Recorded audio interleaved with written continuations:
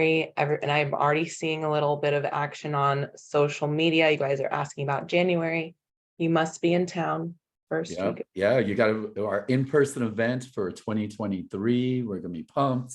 Again, my wife's gonna make me put pants on again. So for 2023. So that'll be a big day for me also, to finally put on pants. I know you guys are a little worried about that, but I'm super jealous, guys, because it's, I'm sitting here and it's like, I don't know, maybe 40. oh wow, that's right. Yeah, It's about 80 degrees. Shorts weather. Yeah, it's like about 80 something degrees, and we're sweating. Sweating. So let's kind of get started. Obviously, we have some announcements. Go ahead, Alexa. I'll let you take the show. Thank you so much. Good morning, everyone. So nice to see you guys back to back. If I didn't see you yesterday, or if this is your first webinar, hello, good morning. Very special welcome. My name is Alexa, Operations Manager here at the BPM REIA office. Stands for Broward, Palm Beach, Miami-Dade Real Estate Investors Association, your only local chapter here in South Florida that's partnered with the National Real Estate Investors Association. So we are so happy to have you guys here. We're going to get into a 2022 recap with the Executive Director of National REIA, Rebecca. She will introduce herself in just a moment. We're so excited, but I do have some quick announcements for you guys. As you guys know, I will be throwing in some super helpful links in the chat today. So keep your eyes on the chat box. You will see some links popping in there throughout the webinar. So just keep your eyes over there while we discuss what's going on. So next week, we have 2 webinars. We have the Realty Medics coming in, discussing rental homes. We'll also have our monthly meeting on Zoom. All of these are free webinars, guys. You got to go register right now on the website, on upcoming events tab. You cannot miss these free webinars. We have Get Fundable coming back. We have their other founder, Brad, coming in. So I'm really excited for you guys to meet him. And then super popular, back by demand, advanced tax advisors coming back for some tax planning strategies the following week, as well as REI Black Book. You guys, I'm getting so many emails about these 2 here. So you will have to mark your calendars. You don't want to miss these live webinars. We will have REI Black Book back the following week as well. So my favorite way to keep up with events, as you guys all know, is via text. Super easy. All you have to do is text BPM REIA, one word, no spaces, to our event line. It is 954-800-6961. Take a quick picture. I'll also throw it in the chat for you guys later on. This is the easiest way to keep up with events, especially if we add a last minute event, or if you just need a simple reminder the morning of. Everyone got a text this morning letting them know of our webinar today. So it's super easy. You can register straight from the text. So go ahead and opt in if that's what you would like. And as you guys know, our Quick Start Bootcamp is coming up around the corner. We have, so sorry, we have a poll that just popped up. Sorry about that, guys. I was a little distracted by the poll, but it's so helpful if you respond to this poll. Thank you guys so much for responding to the poll. We have so many of you that are interested and might have more questions. So I will contact you guys with more information if you are interested in our 2 full day training over the weekend, Saturday and Sunday, 9 a.m. to 5 p.m. live on Zoom. This entire training is led by Anish, our CEO and lead mentor. As you can see, we're getting into a lot of topics here. I will throw the link in the chat for you guys so you can check out all the topics we cover. We're going to touch on wholesaling, flipping, and rehabbing. 4 incredible guest speakers on this training. You do not want to miss it. If you are available these dates, I highly recommend you sign up. It is a money back guarantee. So as you see below, we have member and non-member pricing. So if you have any questions, thank you guys so much for responding to the poll. I will send you all the link for this so you can check out all the details. And of course, you will receive a PDF booklet that you keep for life, as well as an itinerary along with this training. So let me know if you have any questions about that one. Memberships, as you guys know, our members get all of the goodies, especially for us being in compliance with the national REIA. You get this incredible benefit package, discounts to Home Depot, Office Depot Business, our Kin Insurance, which is now MSI, Rent Perfect, the list goes on.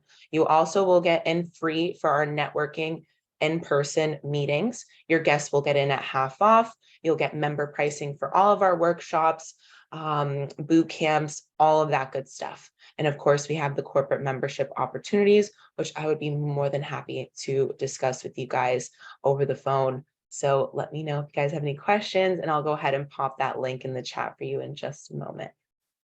And last but very not least, we also have one-on-one coaching and mentoring available here at BPM REIA.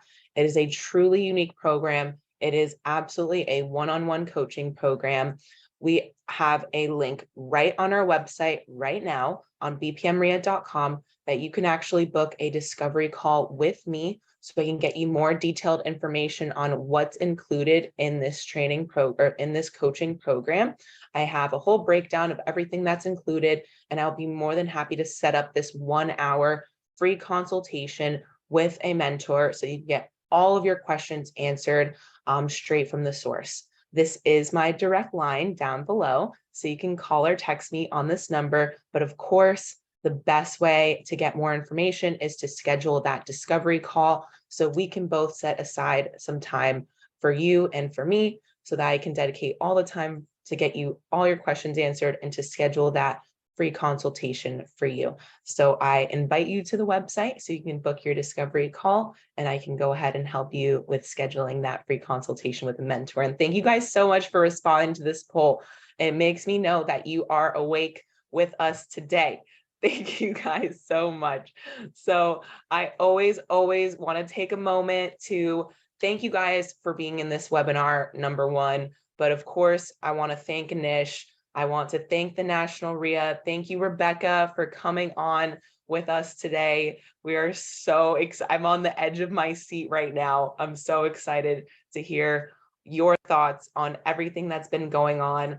I think so highly of you, and it's been so great getting to know you and having the opportunity to meet you at the National REIA conference this year in June. That was my first one, so it was awesome. I met so many amazing people, and meeting you in person is just like different. So, guys, I'm excited for you to meet Rebecca virtually. This is amazing. It's not every day that you get time with somebody like Rebecca. So I know Anish has some words to say, but I'm just really excited to be here. So I know. Listen, I mean, Alexa said all the good stuff about Rebecca. I'm going to tell you all the bad stuff. There isn't any. So some of you guys are new to the webinar. I see some new names. So my name is Anish Dave, CEO of BPM REIA. We were formerly REIA in our past lifetime. We changed the name, some of you guys know, because everyone thought we only bought in Fort Lauderdale and Broward County. We buy in all 3 counties, and now we buy all throughout the state of Florida. So who knows, in a couple of years, I'll have to change the name again. So that was just bad planning by me, but I'll take credit for that on that portion. And so what Alexa is talking about is, Rebecca, I've probably known her. No, I still had no hair then. So probably about 10 years ago, when we actually became a member of National REIA. And, there's a lot of REIAs out there locally and you kind of always hear my big joke is what I always say, all REIAs are not created equal. In real estate terms, there's one organization that endorses real estate clubs, and every year we have compliance, and they actually somehow I passed that background check of some sort. And we're committed to our community. And as soon as I became one of the owners, what I wanted to do was be part of National REIA. And some of those great benefits that we've talked about, that's all through National REIA. And when I say real estate terms, like what I always kind of joke about, we're equivalent to a licensed general contractor. I call the other REIAs handyman. There's some good ones and some bad ones in our market. So guess what? You're not going to get me to say who's good or bad, but why not be with an organization that actually has been vetted, right? So that's number one. Oh, by the way, they have all those great benefits, and if you actually use those benefits, guess what? We pay you to hang out with me. It sounds like my relationship with my wife, right? I have to pay her to hang out with me, but that's another webinar in itself. So today, as I said, I'm super excited to have Rebecca, and I've known her for, I want to say, about 10 years. And so I begged her, right? You got to remember, there's about 120 chapters and affiliates around the country. So I Indian guilted her into doing a webinar with us and spend some time with us. And what she wanted to do was, I put her to work, and she's kind of going to do a recap of 2022 from the bird's eye view from National REIA, because they get to see everything. We've done a lot of webinars in our local market. So I think it's just important that, we actually get a bird's eye view. So it's a ton of information. I'm just going to let you guys know. We're going to speed through a lot of slides. So question number one, is there going to be a replay? Yes, it's going to be in our YouTube channel. For the newbies, remember, don't put your questions in the chat. Make sure you put them in the Q&A. We'll try to get to as many as we can as possible. But I'm going to leave the floor to Rebecca, my friend and the big boss, right? I got to make sure we're always saying the right thing. I got my work wife is Alexa. I got a regular wife, and then I got the super boss wife, and that's Rebecca too. So I got multiple wives, I guess, and that's another conversation also. But Rebecca, I will give you the floor. I know she's going to share her screen. Remember, put your questions in the Q&A. And again, we are super lucky to have her. And I'm going to I already begged her to come back already. She just doesn't know it fully, but we're going to have her pop in at least quarterly. And now you heard it on a recording, so now she's going to be stuck with it. So, hey, Rebecca, it's all yours now. Thank you, sir. Let me begin here. I just want to say to the group, though, I think you have no idea how fortunate you are to be in the area that you're in, so that you can be part of this group. And if you're from outside the area and you were smart enough to join anyway, even if you're not there local, then you have made a very good choice. This is one of the best groups in the nation. I have no problem saying that on camera recorded, because I truly believe that. They've always been such a strong group, done such a good job. Anish has always been wonderful to work with and has done some of the most innovative things as a group. We've been able to go to him and say, hey, we've got some ideas, will you try them? And he's been able to have the guts to do that and pull that off, and then has done some really amazing things that he's come back and shared with us that we've been able to share with others. So you're so fortunate to do that. And then when we met Alexa this year at mid-year, we were very, very excited to have her in the REIA family fold, and she's wonderful. And so you're very, very fortunate to have such a great team to work with. Today, we are going to run fast. It'll be a little bit like being shot out of a cannon, because I wanted to make sure in the short time that we have that you get a general overview of the market. And so we're going to talk about multiple different topics. Anish will have access to the Q&A. We're going to hold those, if that's okay, until the end, just so that we can get through everything, and then we'll go over those questions. And if we don't make it to get as far into the information as you'd like, we can do that when I come back, now that I am on record as being forced into that. But I'm so happy, it's never a force though. I'm so happy to be here and be with you, especially with this particular group. So as we do this, and I'm going to show you some examples of this, but let's keep in mind that there are really three kinds of lies. There are lies, damn lies, and statistics. And so I know a lot of people say numbers don't lie. Well, they may not, but you can certainly make them look a little more helpful in what you're trying to present, in the way that you present them. And we'll look at how that can show up here in just a moment. We also say that economics is the science of explaining tomorrow why the predictions you made yesterday are not true today. So when we get to the forecast portion, please remember that it's my crystal ball sometimes is a little blurry, so we'll look at that. But as national, REIA, I'm so happy to be here because what we do is we promote, protect, and educate individual investors that are independent and out there making it happen in the real estate space for themselves, not working for a corporation. We're going to talk a lot about what corporate America trying to get into our space looks like here in a little bit. But we're going to do an overview of current economic indicators, supply and demand factors, a little bit of a development outlook, a rental market overview, and I've been asked to touch on both single family rental in terms of what we have traditionally been in, and then what it looks like with hedge funds entering our space, and then multis a little bit as well, fix and flip market analysis, and 2023 challenges and opportunities. So one of the things that you can't get away from right now, everybody's chatting about what would a recession mean for the housing market. And a recession doesn't necessarily mean falling prices. And we'll talk about why that's true in a second. But look at kind of historically over the last, what we would call recessions at this point, where pricing has been. It dropped in 2008, but remember 2008 had components that you didn't see anywhere else. And we'll talk a little bit more in depth about why a bubble from 2008 and the way that crash happened. No matter what happens in the economy, we don't expect it to ever look exactly like that again. There were so many fraud components to that you just can't compare it. But it generally means falling mortgage rates. That being said, the Fed will take actions that they feel are appropriate to be able to get this economy under control. And the inflationary consequences of that can be interesting. And we'll see what that looks like here in just a moment. Now, one of the things that we have to keep in mind is that a lot of recessions the way GDP happens in those recessions is really important.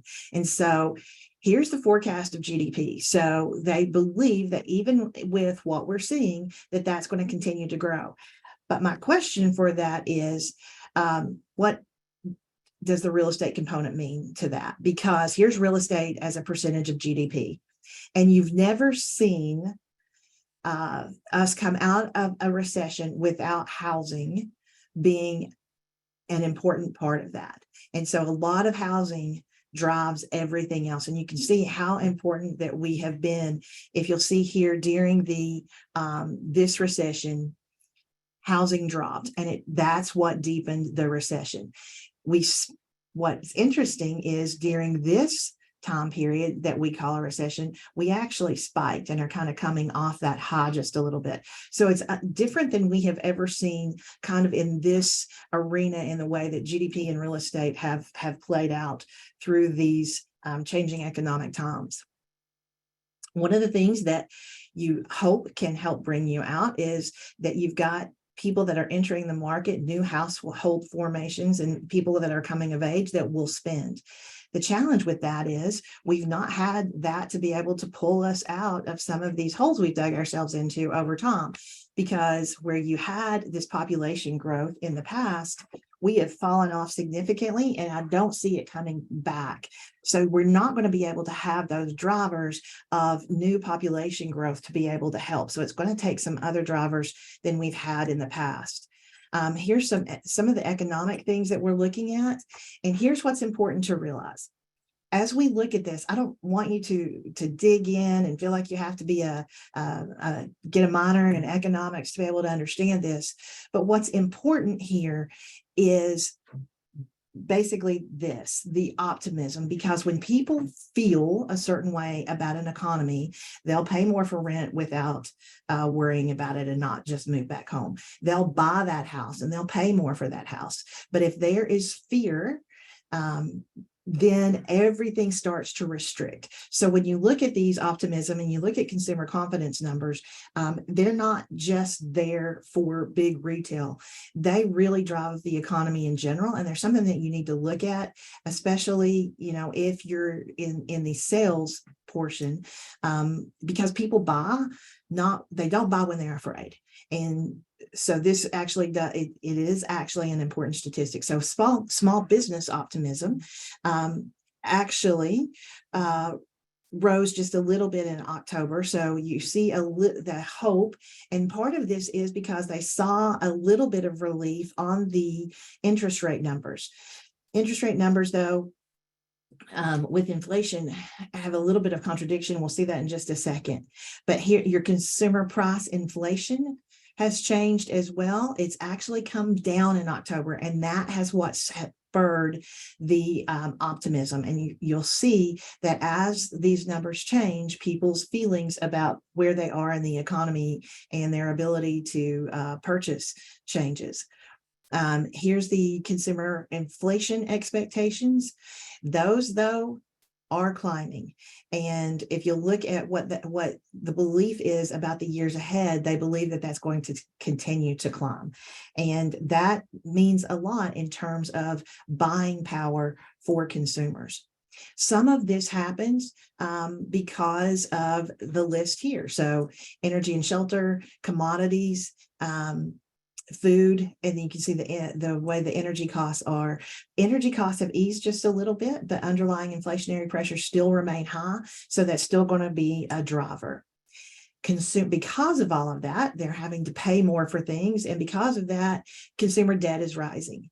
Mortgage debt is rising because of the costs of interest rate hikes, but non-mortgage debt is also rising. Credit card debt surged 15% from a year ago. It's the biggest gain in 20 years. Part of that is because prices are rising faster than incomes. That's the consequence of inflation. Retail sales outpaced inflation, jumping in October from both September and from a year ago. You can see it's up 1.3 month over month, 8.3 year over year. The consequences of consumer debt rising, though, is when if you are doing a fix and flip, you're putting it on the market, then that's going to affect their ability to get a loan if their ratios get out of balance. So as all of this changes in the economy, it does change our expectation as investors. People are concerned about unemployment rates, and we're coming off a real concern during pandemic. You can see that what happened to us is we got a shock to the system. So you'll see that a lot of recessions and the way that those have happened have been kind of long, drawn out, painful things. You can see the last, it's the one in the 90s, then the early 2000s, mid 2000s was such an unusual one as well, and stayed around and got a lot higher than have in the past. But then we had this last one. And there are a lot of experts that say, as painful as it was on an economic basis, not a health basis, but on an economic basis, it may have been one of the things that kept us from having a painful, long-term, drawn out, really hard to recover from recession, because you generally have a 10-year cycle. And we were many years past a 10-year cycle by the time we hit pandemic. And so it forced us into that kind of shock to the system. And you can see what that happened with the unemployment is that we had a huge, obviously, rise, but then it came back down very, very quickly. And today, our employment numbers, sorry, doing this on Zoom, I've got too many screens open. I can't see my own slides. But you can see with the employment numbers that we did take quite the drop in 2020, but we are back out to being where we were kind of coming pre the pandemic, and seem to be strong in employment numbers. So that does help with all that we're looking at. Now, moving on to kind of housing surveys in 2020, the Fannie Mae did their national housing survey. The belief that it's a good time to sell has gone down by 8 points to 51% now, but that's still over half of the people think that it's a good time to sell. And the people who say that it's a good time to buy did also go down by 3 points, and it's at 16%. It's much harder on the buyer side at this point, but if as we go through the forecast, we think that's probably going to turn just a little bit. Part of all of that is because of the rise in interest rates. So you can see now where we have been. We had these really suppressed interest rates that kind of may come back to bite us in the butt a little bit. If you came through the generation where my kids came through, you've never seen an interest rate anywhere close to this. And this looks horrific. So as we climb back up, even though if you look back over time, as you know, starting in 2002, I will tell you that I bought my house about right here.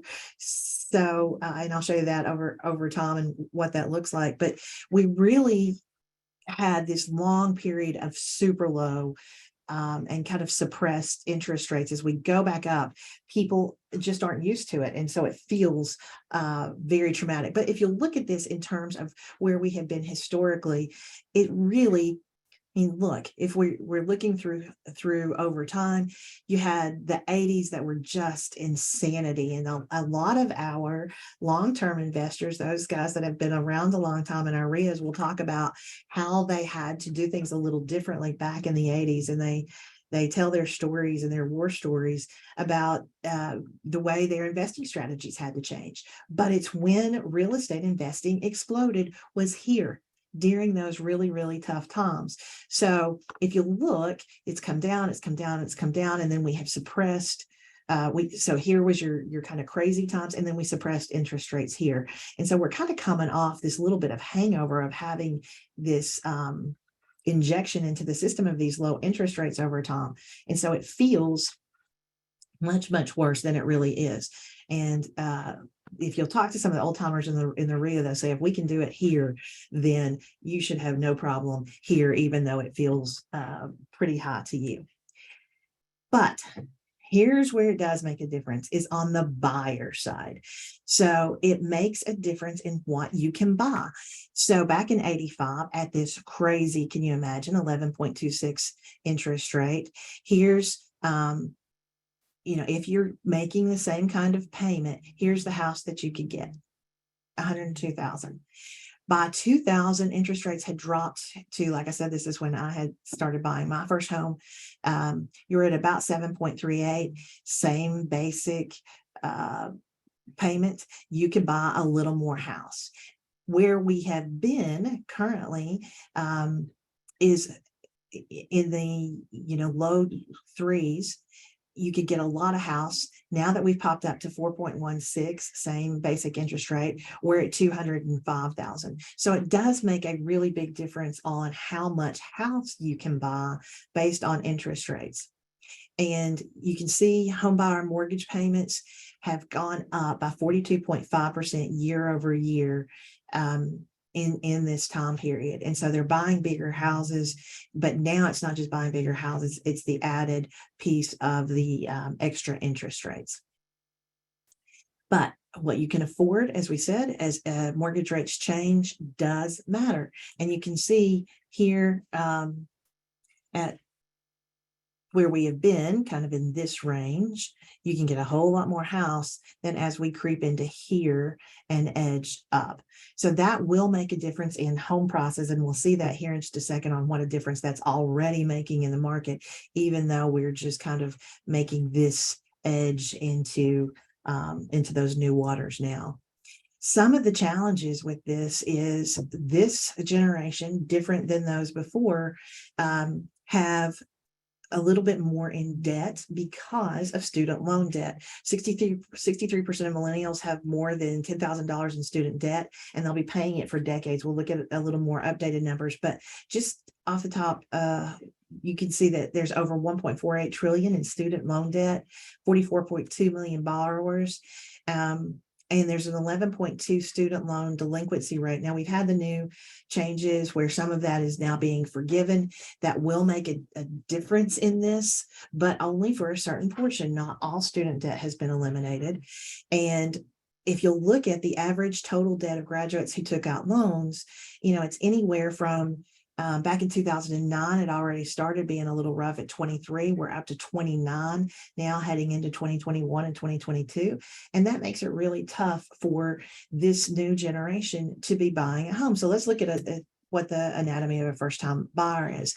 Because a lot of those buyers had student debt, they've put off buying a home because they've had to be able to balance their budgets to be able to do that. So 33 years old is the average age of a first-time home buyer right now. It's at an all-time high.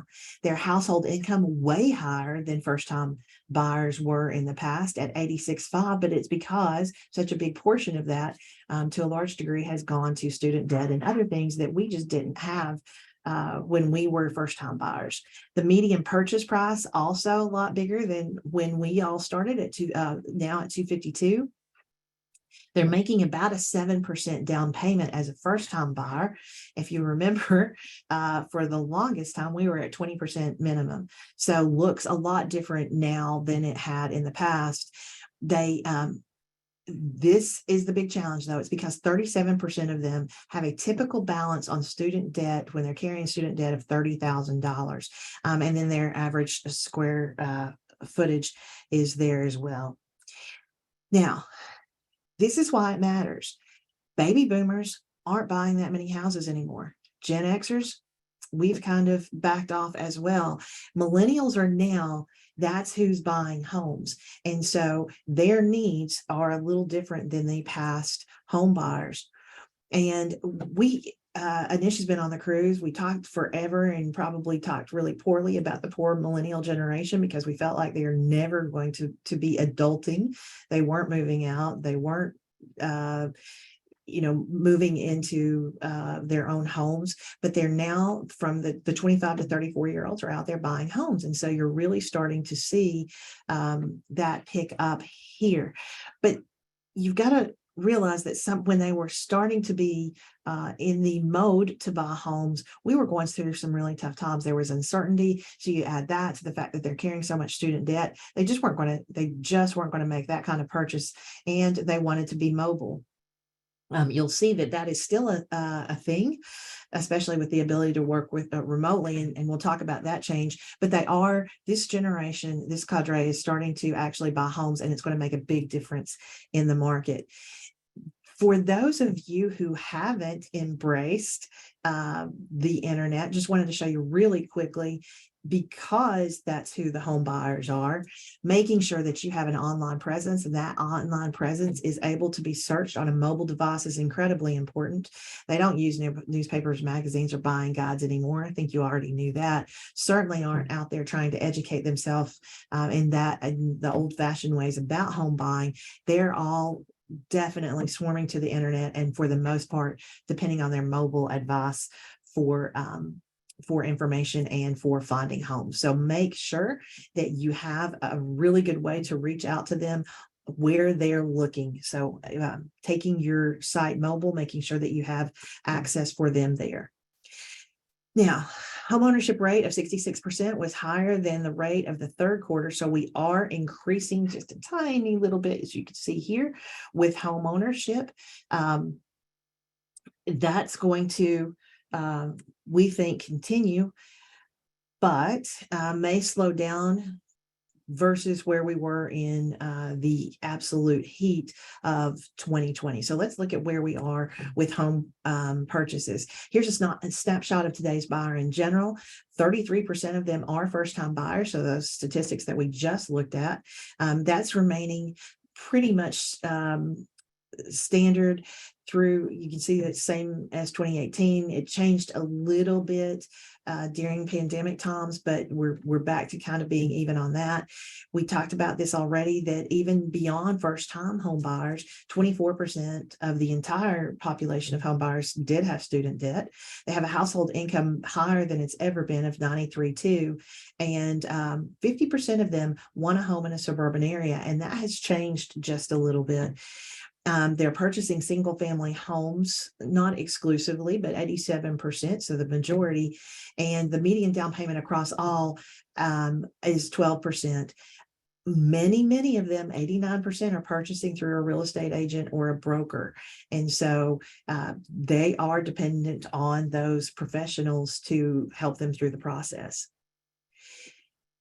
Purchase loans, though, are off significantly. So you can see residential home purchase loans has made it through its just peak. It was white hot during 2020 and 2021. We are dropping a little bit here. And part of what we're seeing is the challenge with affordability, as we were just talking about. They've got student loan debt. They're not seeing the wages.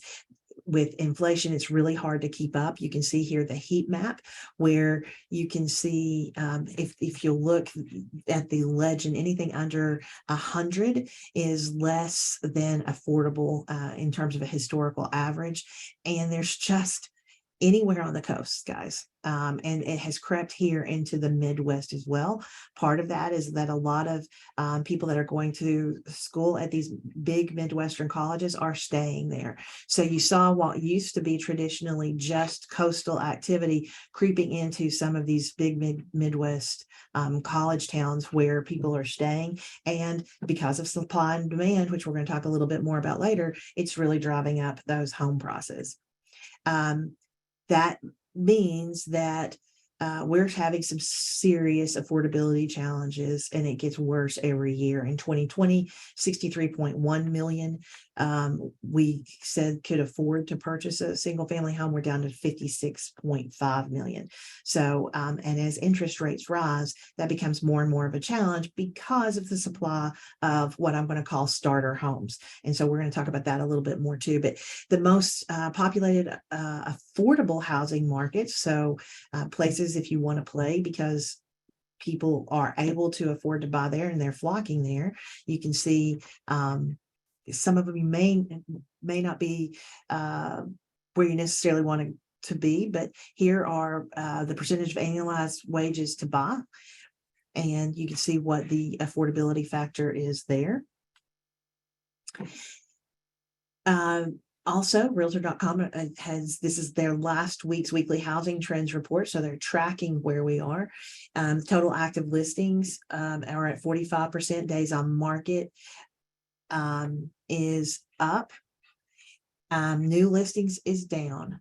And the median listing price is not rising as fast as it was. It has been absolute insanity in terms of not just year over year, but month over month price increases. It is starting to cool off, and days on market is driving those listing prices down just a little bit as well.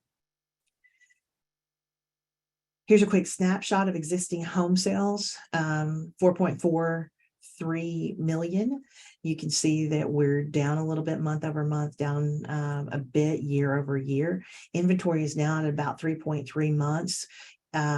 If you look at last year, we're at about 2.4 months in October of last year. We're looking, October is the last, by the way, housing data release dates that we have. If we had pushed it just a little bit further, we could have maybe gotten into November's, but and then the median sales price is continuing to rise, not quite at the pace that it was before, but we're still at a 6.6% increase. You can see existing home sales in October is down, and you have this drop off during pandemic, this crazy buying period where people wanted those homes to be able to be out in not necessarily into that rental or multifamily living. And so you see a lot of home sales here during the pandemic, and you're starting to see that slow a little bit. So many factors that are causing that, but down 5.9% month over month and 28.4% year over year, as we had kind of said. Here's your annual totals. In 2019, we were at 5.34. That was a little bit normal. In 2020, we were at 5.64. In 2021, we exploded. We were at 6.12 million. And now we're kind of back down in this range. What I find to be funny, ironic, not necessarily funny, hilarity, but people are panicking as we're just getting back to normal.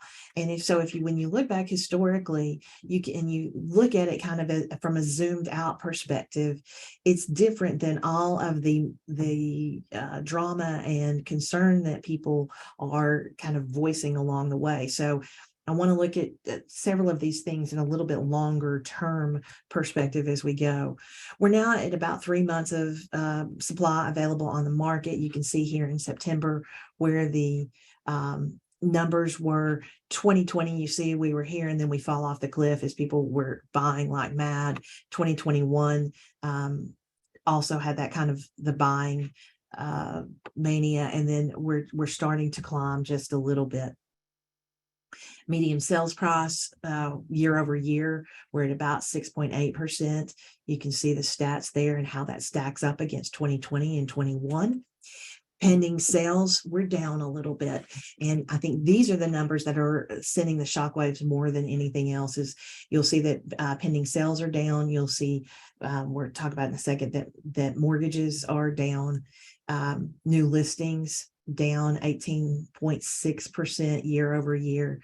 30%, 34% of pending sales under contract within 2 weeks is at, a little difference here from prior years. 23% of pending sales under contract that go within 1 week has dropped off significantly. You can see during the height of the buying frenzy, things were going quite literally day it went on the market. And so when you go from that kind of frenzy to getting to a little bit back to normal, it feels like quite the drop off. Homes that sold in a median of 28 days. You can see the differences between 2021 and 22 here.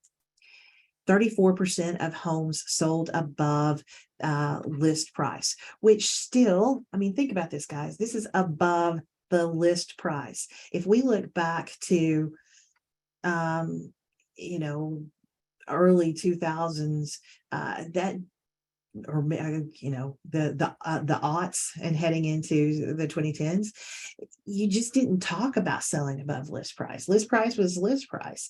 And so now that and then you had all of these years where we sold so far above list price. And now we feel like it's drama when we're not selling above list price. I think we need to be careful about the mindset that we're having as we head into this. When you come off the high of a frenzy, it can feel a little bit like having a hangover. And I think we're going to experience a little bit of that. 7% of the listings had price drops. We're at 7.2% in September. In the third quarter of 2022, the median asking sales price for vacant sales units was about $301,700. And you can see kind of where that is in the progression. We're still up. It's not like we did have a little bit of a bump here, but we are still on an upward trend. The average home sold for 99.5% of listing price. Here are all the new listings in the Redfin metros. You can see 19, 20, 21, and 22 stacked against each other. I would look at 19 and 22 against each other, kind of to see what that looks like. We're looking at a 4-week duration here is what they're reporting against. And here's the median sale price in all Redfin metros. So you can see what that looks like over time with, again, looking at kind of 2019 as a baseline before the mania. And you can see how far above we still are. And you can see the year over year differences as well. So yes, we are coming down, but we're intersecting here in November from 2022 to 2019.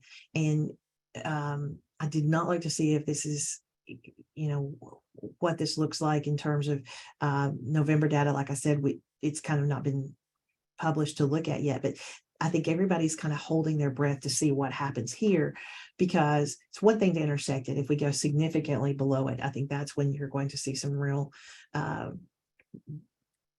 concern come about. Here's some homes sold in all the Redfin metros and what that looks like over time.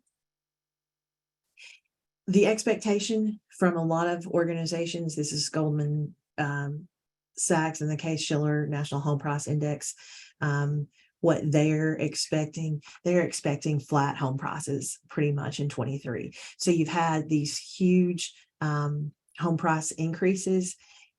Still at the first of this year was quite a bit of really high, continued price increases. It has come down, and most experts are saying, and the models that they're putting forth are saying that they're believing that we're going to get back to kind of more flat increases. In terms of price appreciation, you can see where we are.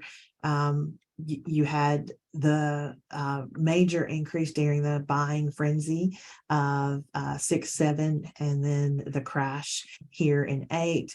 Took us a while to get out of there. We did that double dip, if you all remember, that we all talked about. That was so terribly painful. We build back, have a little bit of a slowdown. We have our trough here, which, by the way, remember, was happening before we headed into 20. Then the madness of the pandemic began, and you can see where we are from that. Now, here's the percent change in home prices since 1991. You can look at the areas that have a 500% people, 500% change in pricing. Very few places, and a lot of farmland here have the 0 to just 100%, but still, depending on which, I feel like this is a little deceptive, because 0 to 100% is still quite a bit. It may not be 500%, but it's still a bit. But on average, nationwide, we're at a 290.2% increase in home prices. Here's the price appreciation forecast, where they believe we are. We've come through here. We have started to see the slowdown. The number that we just looked at was kind of in this range. And the belief is that we will, in 2023, kind of end up in that area. Here's your home price growth through the October reporting period. You can see the Case Shiller reported differently against the Realtor.com median listing price. So you can see the difference between the listing price and the other pricing there. Home price growth is expected to decelerate, as we talked about. You can see where it has been. There's the actuals, and then what Fannie Mae is forecasting for the end of 22, our last month of 22 and 23. Here's what Reuters is saying that they believe is going to happen in 23 and then in 24. So it's not that we're going to go backwards. It's just a change. Here's where, though, we need to take into consideration, you can't suspend the law of supply and demand. And as long as there continues to be this crazy housing shortage, then it's going to impact pricing. Unless there's major government intervention, and they have been known to do that, you just don't suspend the laws of supply and demand. So here is what I believe is going to be one of the major drivers over the next few years, is the fact that we're not doing very much about housing shortage. As a matter of fact, and you can tune into National REIA and talk and hear about all of our legislative challenges on development. They're making it very difficult to develop, and rising interest rates just don't help that for developers either. So here's your housing shortage map. Here's our month supply of existing homes. It continues to go down. It's a growing deficit. Between 2018 and 2020, the supply shortage increased from 2.5 million to 3.8, and one of the biggest drivers and one of the biggest challenges that we have with our affordability is starter homes. They're just not building starter homes. And I get it.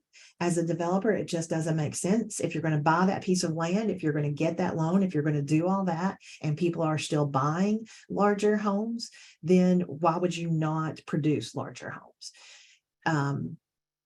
But what that means is that we have a really big challenge with people that are entering the market, first-time buyers. That's why you see that the income of that first-time buyer has to be so much higher, because these starter homes where we traditionally had people are no longer being built. So 40% of all homes built in the 80s were starter homes. Only 7%. By the time we get to 2019, only 7% of all homes built are starter homes.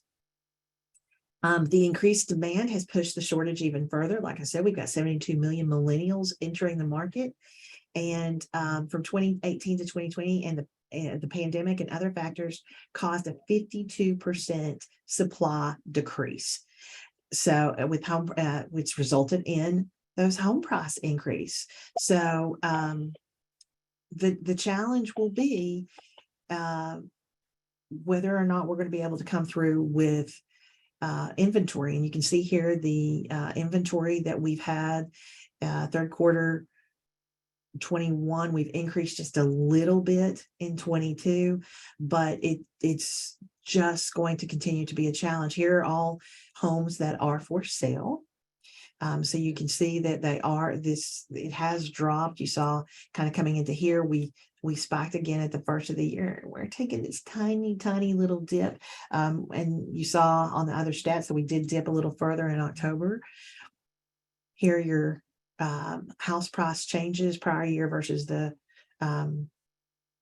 most recent year here in 22. And you can see that, the joke always used to be that all real estate was local. And that is so true, because you can see the difference between mountain and then sorry, my bar for Zoom is on my slide, but you can see the differences in the locations and how much of a difference it makes depending on what area you're in. You can also say, here's the median existing home price consensus forecast. So we at 2021 or here came into 22, and now you can see what we're forecasting heading into 23. Because we're having such a challenge with existing, there's a lot of blame, and we're going to talk about institutional investors buying existing homes. Airbnbs are taking existing homes, and there's a lot of legislative pressure because a lot of those existing homes are being taken off the market for purchase. And so that's part of what's driving these newly built homes, but they're taking a bigger and bigger portion of the pie.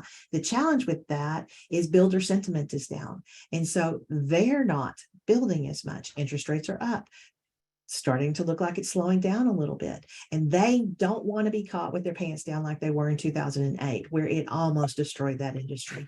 So they want to be sure that they are being conservative. And so you're not seeing as much built. We'll get to that in just a second. The national home price average climbed 29% since the beginning of COVID-19. So we had that just madness period in 2020. And you can see these trends during the pandemic just exploded. Average home prices have increased 88% in the last decade and 125% in the last 2 decades. You can see, I found this to be really interesting. You start in 1980, we climb. We're climbing $50,000 a year-ish. Then we get the push for home ownership. I will never forget in 2004 being in Washington, D.C. and hearing that released and looking at the group that we were with and saying this is going to be an utter disaster. They have no idea what they're getting ready to do. And they accomplished it. So you saw sales of homes go crazy. People who couldn't afford them and could not actually meet their mortgage requirements got homes. We all remember how that ended, but you see this huge jump here. And then you see for the first time, it go backwards. So we have our housing crisis. And then though, post-housing crisis, we have a crazy, incredible boom. And then we continue to creep up. And then we have yet again this huge jump between these 2 years. So you can see what a difference it's made. For those of us that have lived through these last 10 to 15 years, we have seen such differences in the housing market where it had remained relatively stable and then this. So quite an interesting time to be an investor. You can see, again, as I said, it all makes a difference on where you are. You can see the median home prices.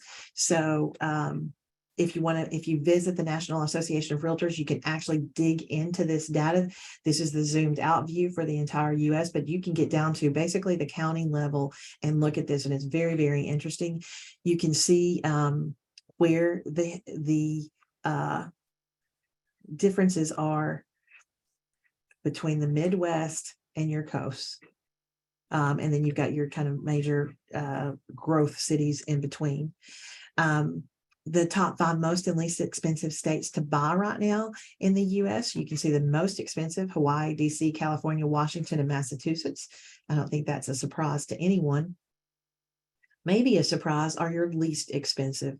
On the way down: Iowa, Oklahoma, Arkansas, Mississippi, and West Virginia. So these have traditionally been in that same spot year over year. These are a little newcomers to this category, so might find that interesting. The metro areas with the largest percent gain in single family home price, you can see number 1, Fayetteville, Springdale, and Rogers, Arizona, and then all the way down to number 10 is there in Ogden, Utah, with Lake Haven or Lakeland and Winter Haven there in Florida. You look how much of this is centered in the Florida area. So I know you all feel it, but kind of to see it on paper can be a little bit of a shock sometimes. But so you've got the number 2, you've got the number 3 there in Naples and Marco Island. You have 4 in Northport and Sarasota and Bradenton. 5 makes it here up to Myrtle Beach. 6 is Tampa, St. Pete.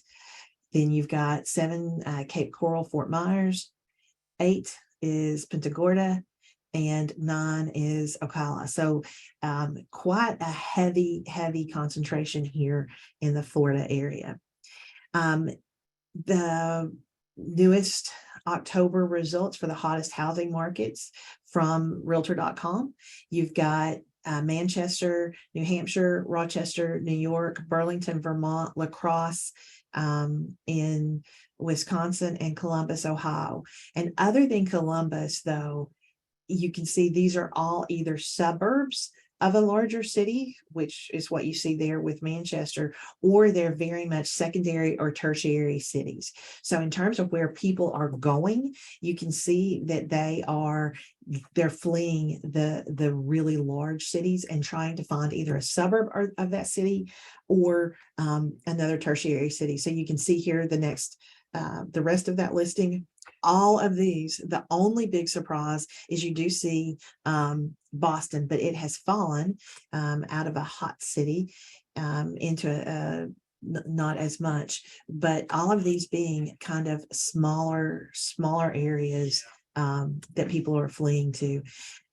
In terms of though sales growth and price growth in top cities, little different story. So you can see a whole different group of contenders here in this list. Salt Lake, although Ogden is not that far away from Salt Lake. Then you get Boise, Spokane, Indianapolis. Columbus was in that same list, as was Providence, Greenville, Seattle, Worcester, and then Tampa is also in the list. Now, for just a little bit of a fun fact, we on the cruise would talk about the difference between where grocery stores are and what that meant for the area. Now, I don't know if it's the chicken or the egg, but here's some interesting facts. We've added Aldi to this list, where it used to be just Trader Joe's and Whole Foods that we would look at. But the average home value the winner is Trader Joe's. So if you've got a Trader Joe's in your neighborhood, you probably are in a fairly upscale neighborhood. And then the price appreciation though in your area, then Aldi is the winner there as well. Again, I think it's more of the egg, more than the chicken, the ongoing historical debate there. But we'll look at this again for flips here in a moment. But here's your regional housing prices. They are expected to shift. I want to show you a difference between two. And here's what I want to point out in terms of statistics and careful what you read and then take as gospel, because here's Moody Analytics Q4 2022 to Q4 2023 prediction about pricing. You can see the decline that they expect in some areas, but you're still seeing some price increases, but you're seeing them kind of in those secondary cities, as I talked about. But here's a little bit of a difference with Zillow. And look at the difference in the numbers. I'm going to show them to you now together. So you'll look at Moody's was talking about 5 up and 5 down, and Zillow is pushing it a little closer to 10 up and 10 down. So you can see the differences here, although you're kind of in this range, but you're seeing some places they're expecting to be some pretty major changes in their home prices. Those that they believe that are a little bit more at risk for home price decline, you do have a Florida address on here as well, but you got Washington that has actually 2 areas, Idaho and Nevada, that they believe have a very high chance of probability of price decline.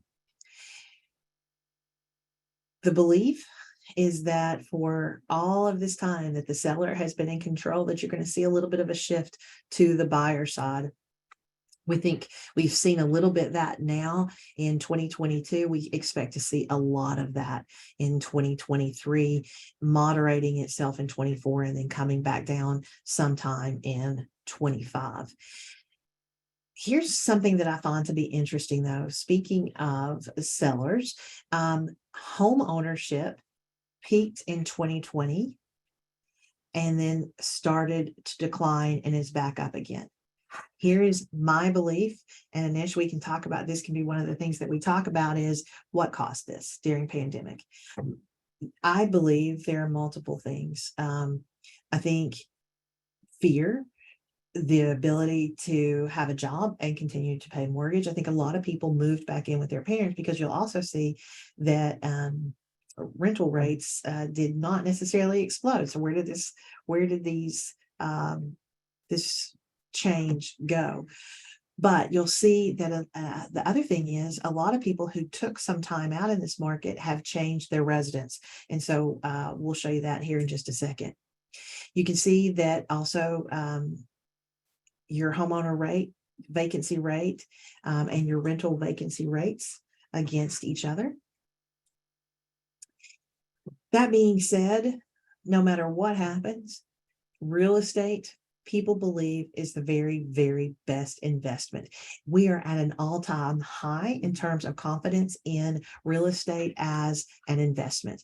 At 41%, it's the highest it's ever earned in the survey. The confidence in local governments, which is where you see a lot of the bonds that are out there come from, or in local governments or things of that sort. That between the fact that you're not going to get a huge return and the fact that there's not a ton of confidence there, that market is just having a real challenge. If you know anybody, a lot of your grandparents or parents may be invested in bonds and really, really concerned about that right now because of it. Savings account, gold, stocks, and real estate. And you can see how much better real estate has outperformed. And so that's part of it. And the other thing is, it's tangible. You can drive by and see that piece of real estate. And part of it is the rising home prices. So it looks like there's more invested in real estate just because the prices have continued to go up. So here are your median historical median home sale prices. As you can see, we've started to we went through this really big spike at the first of 2022 that we talked about earlier.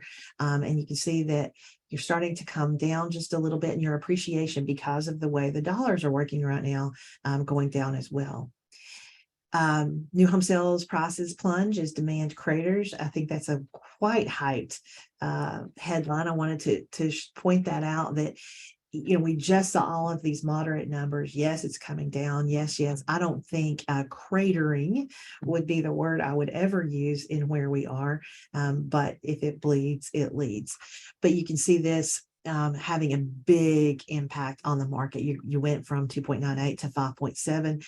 Again, historically, this is not a terrible number, but when you've lived at below this for 10, 12 years, this feels, or, maybe even pushing 15 if we go back and look at it, I guess.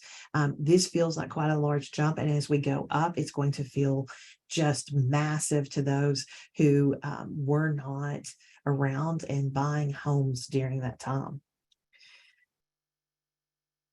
Now, we talked about people migrating, and part of what I believe the reason they took that break in tenure is because they're leaving and they're going somewhere else. And so pandemic gave them a break to evaluate that. And now that work from home is an option, you see a lot of change, and 61% of people that are viewing out of metro homes. So one, not in their own area, and two, not in a large city. If in the past, people just didn't, when you saw move rates, you didn't see them move a lot from where they were, but that has changed significantly. Part of that is because look at the small towns where the median loan amounts are just so much lower than other places. So you're seeing you've only got one actually large city that has a low loan amount. Here's, if you're buying, by the way, you may want to think about, here's some places that have some equity rich properties. You have a couple there that are in your state. Both Cape Coral and Tampa made the list. Oh, and actually 3. You got Northport and Sarasota there as well. But here's where you may have some opportunity in terms of underwater properties, but these are all areas that have been struggling. And because it's kind of been struggling, this is, I think, why you saw that you can get, and you've got so many properties underwater. That's why that median loan amount is so much lower there as well.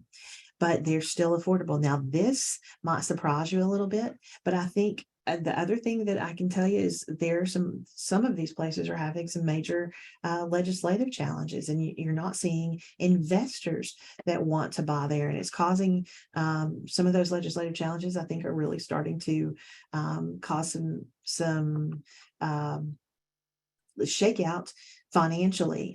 You'll see that in Missouri with some of the things that they're doing there. Chicago is out of control with the new legislation that they're passing, especially as an investor. It's just very, very difficult to do business there. So I think you're going to see that start to shake out. You'll also see that, and I believe legislatively kind of mirrors the other things that are happening. We always monitor, one of my favorite things to monitor is what we call the U-Haul statistics. And the reason we look at this is because their entire business model depends on them having trucks in the right places. And the trucks need to be there when people want to leave. So you'll see an inverse effect. So people are heading from, they want to get the trucks from the Midwest to the coast because people are trying to leave the coast. So let's look at pricing. So if you're coming from California, you're paying $990. If you're going to California, you're paying $711. They want to encourage you to take that truck to California. They don't want you to leave California with it. They want you, that's where they're making their money, but they need as many of these vehicles as they can. Let me put it in perspective. Chicago to Naples. So Naples is a hot market. It's where people want to be. It's growing. Everybody wants out of Chicago. So if you look at a 15-foot vehicle, and it's a one-way rental, from Chicago to Naples is $2,148. But from Naples to Chicago, because they want to get that vehicle there, and people don't want to leave Naples, so they have to price it appropriately, it's $718, and you can see that with the bigger one as well.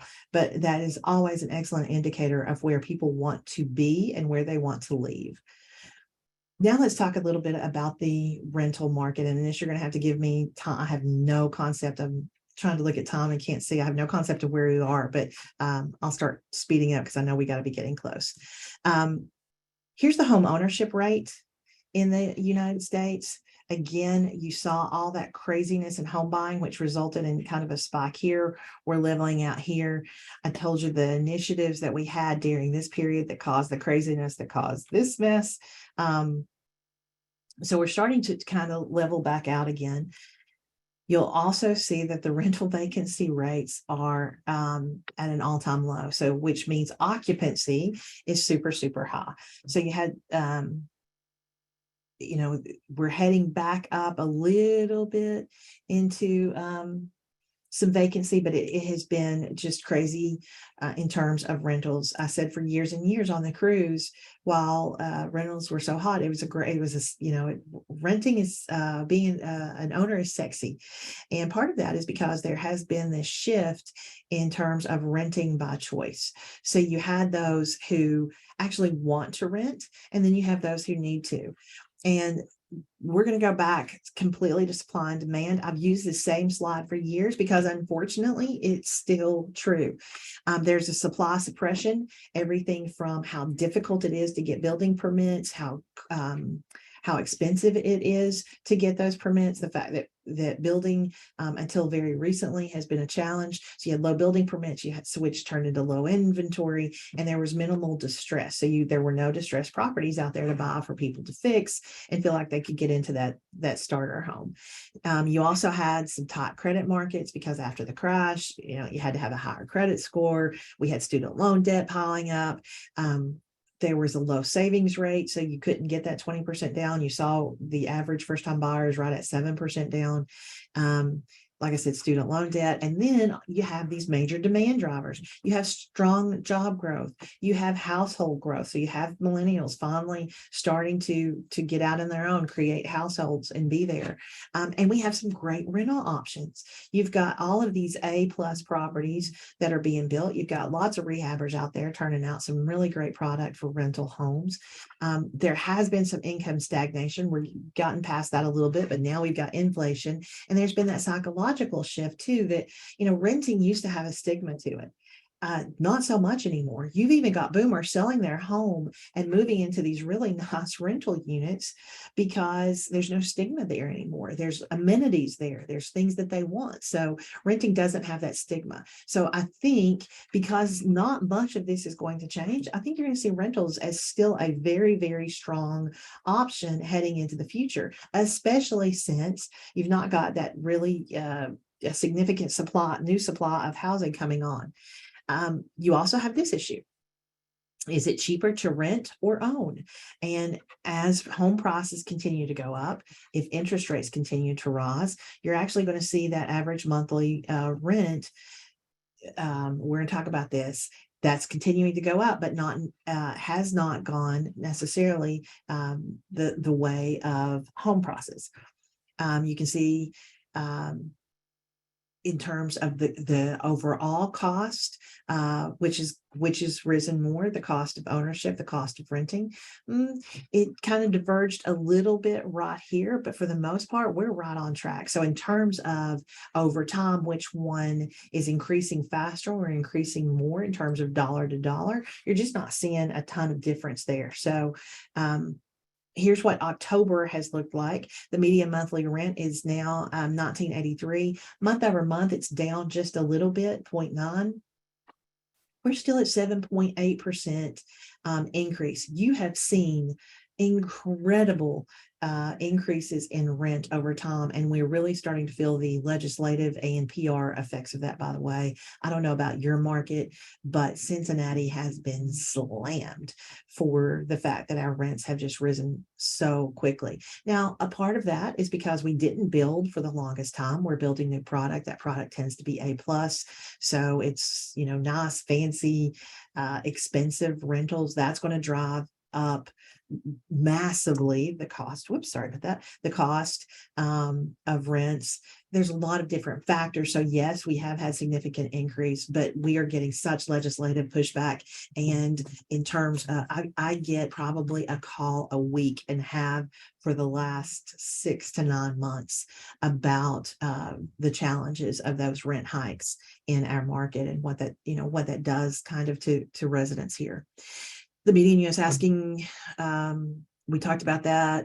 It's the smallest annual increase since August of 2021.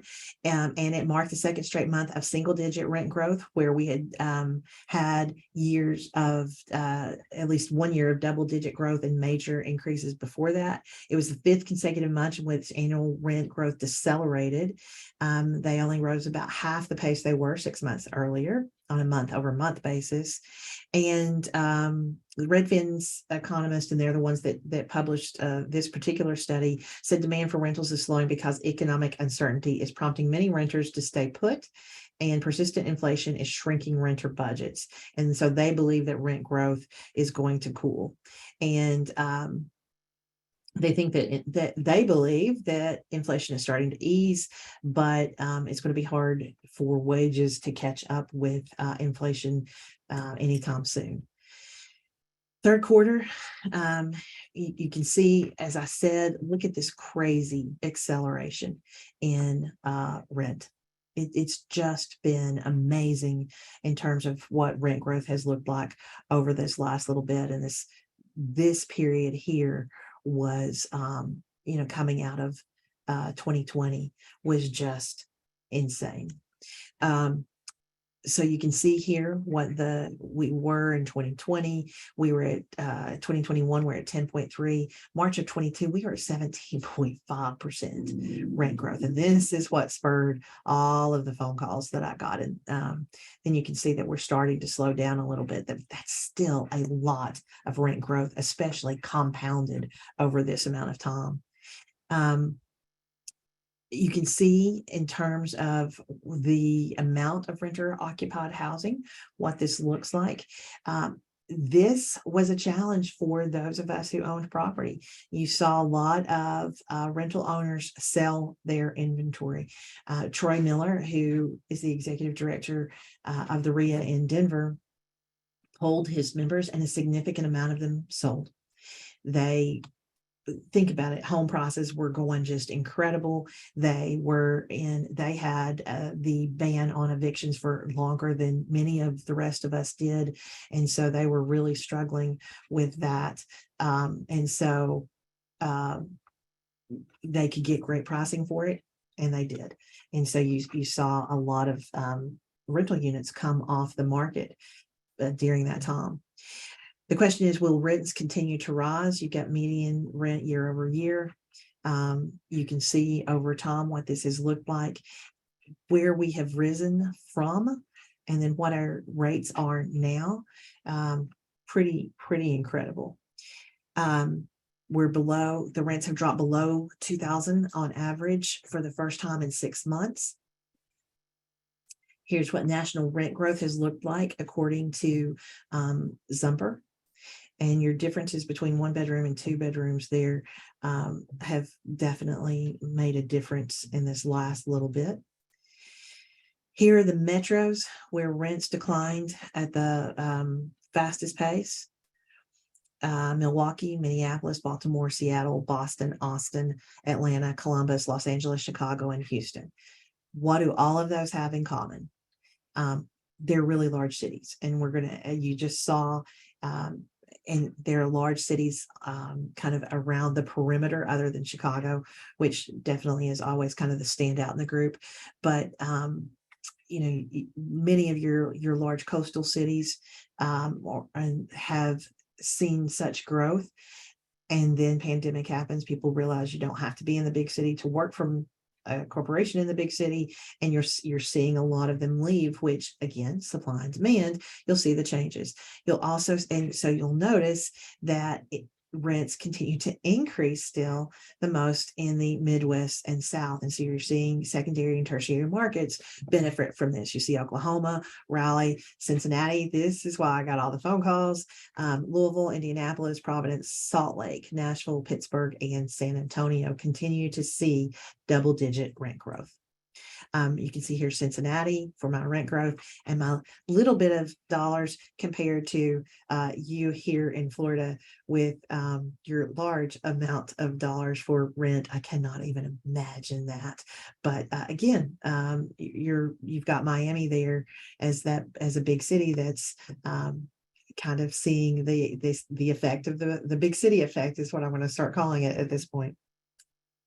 You can see how much living space changes as you are around the US and what that looks like in terms of big city rents versus secondary and tertiary market rents.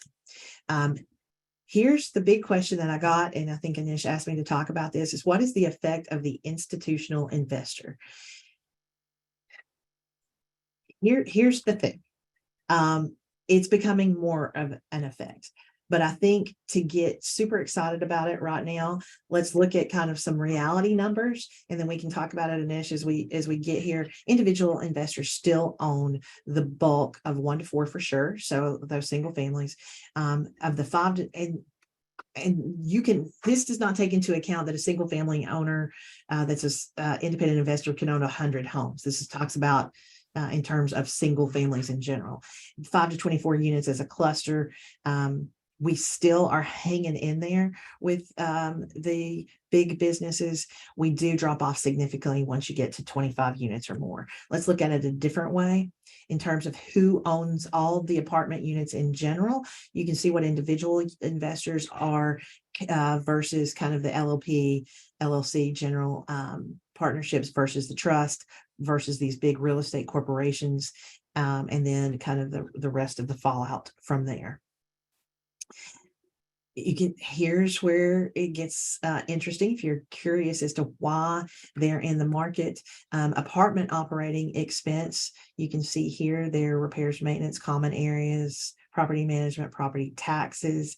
So what their NOI looks like versus single family operating expenses. This is part of why we believed that it was going to be really hard for institutional to make it, because managing single family had tended to be, these numbers used to be way worse.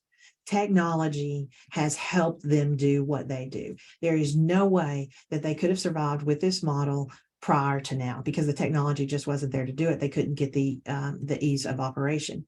Here are single family rental securitizations. You can see, we're here, and then, oh my gosh, we're here. And this is what has set off all the alarm bells. Again, in Cincinnati, we've had this huge influx of institutional investors, wreaked havoc kind of with our little ecosystem here. And in 21, they just got tons of money flowing in from outside sources. They got it from global institutional capital came to them. They had U.S. institutional capital. So you had life insurance companies, you had big hedge funds, you had retirement funds, all putting their money into real estate through these major institutional buyers, because the stock market was terrifying. Where else are they going to put their money? Where else are they going to get that return? And so you see this spike in 21. And unfortunately, we believe that's going to probably continue. That being said, the percentage of housing units owned by single family rental home companies is still, it's only 0.19% of all housing, 0.6% of rental housing, and a little bit bigger, 1.16% of single family homes. Here's where the large funds are. You can see that there are very few places that they're not making some kind of inroad in. So the dark green is where they are. There's a few spaces that they're not, but it's also where nobody particularly wants to be in terms of making big bucks in rentals. Here's investor purchases of residential home purchases. You can see 2 to 10s. Then in the yellow, 11 plus. So bulk buying is what that looks like. Here are rising global capital investments in billions of dollars. Some in hotel, some in industrial. You can see it climbing, few more in apartment, but look at income properties. So the amount of capital investments in billions of dollars into the arena we used to be kind of playing in exclusively, it's incredible. You can see the home purchase spiked in 2021. You can see kind of how much it spiked and where. $220 billion came into our space in 2021. It's amazing. So 24% of home sales were investor and large institutional kind of investor sales. Here you can see the top 10 housing markets with the greatest share of institutional investors. Winter Haven and Lakeland for you all looks like a place where they're really starting to spend their money. You can see though that there are mostly secondary markets here. You've got Phoenix Mesa, Scottsdale, but for the most part, and Charlotte is a big market for them now, but not a lot of, and in Atlanta, they're not playing necessarily in Metro Atlanta. They're playing along the edges of there. So when they first came to the market, it was all big city. It was all about, buying in the big city. And then they realized that that's a terrible idea for multiple reasons, legislative being one of the big ones. The legislative burden of buying and operating in a big city is huge. And if they know better, then, we should as well. I find this to be an initial, you'll have this so you can send it out, but look at the amount of players that are entering the build for rent space. I remember when they announced this is where they were going to go. We were at IMN together, I think. They announced we're going to get into the build to rent space. And I thought, holy cow, I can't believe they're going to try to pull this off. I just don't know how they're going to do it. Well, they have, and they've done it really, really well. You can see kind of their 2020 to present, how they have begun to enter the market. And here is now kind of a breakdown of who owns how many units. Starwood Capital Group is at 115,000 units now. So they're competing with the good old fashioned big multifamily owners like Greystar, which has now entered the same kind of space. And they have gone into the institutional playing arena, and they're at 80,000. So you can see we were just at, I think initially when we started going to IMN in 2014, they may have had, I think in 2015, maybe 16, they had 100 between them, had right at 100,000 units that they were playing with. And now you can see it is just exploding. Here are some of your biggest players now in the single family and build to rent space. And you've got big players in here now. You've got BlackRock, Blackstone, JP Morgan, all now trying to play in these industries. Here are your single family operators. You've got some really big names in there as well that you may not have expected to see. And then you've got those that are entering the build to rent space here, which is pretty incredible. This should make us all pause for a second. Lennar Homes, which I think is used to be the biggest in the nation, is now playing in the build to rent space. That kind of gives you some pause when the biggest home builder in the US is now doing build for rent. What does that mean now for supply and for starter homes on the for sale side? A little bit about institutional investors. It's been a huge controversial topic over the last year. They've purchased a record high of properties. The biggest owner in this kind of space is Invitation Homes. They have gone kind of from being an institutional investor to now being a REIT. So they've made that transition. They've got 83,000 homes in their REIT space now in the first quarter. But here's where it gets interesting. Their homes are made usually in the Western US and the Sun Belt states. So you all have their presence as well. The average monthly rent for their entire portfolio is $2,124, with the highest rent being in Southern California, of course, at $27.79. They're mostly 3 to 4 bedrooms, some of them having as many as 6 bedrooms. And I thought this was a really interesting way to kind of put into perspective.